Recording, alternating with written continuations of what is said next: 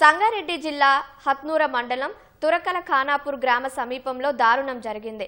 Homework చేయలేదన్న నెపంతో Ratnapuri institute of టెక్నాలజీలో polytechnic మొదటి సంవత్సరం విద్యార్థులను అధ్యాపకుడు శివారెడ్డి వైరుతో చితకబాదాడు.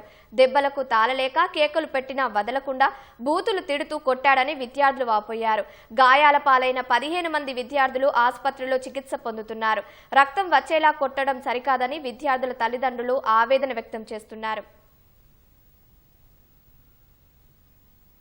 కాలేజ్కి వెళ్ళిండు, హోంవర్క్ రాయలేదని షోరెడ్డి సార్ బాగా కొట్టిండు, వైర్లు తెగిపోయేటట్టు కొట్టిండు.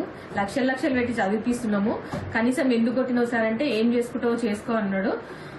పేరెంట్స్ కి ఇన్ఫార్మ్ చేయాలి కదా సార్ అంటే నేను చేయనమ్మా, చెప్పాలా వద్దా అని అంటున్నాడు. చాలా ఘోరంగా కొట్టిండు. పాతలు వచ్చినాయి, నడవనికి వస్తలేదు, కేబుల్ వైర్ తో కొట్టిండు. అతని మీద చర్య తీసుకోవాలని అంటున్నా సార్.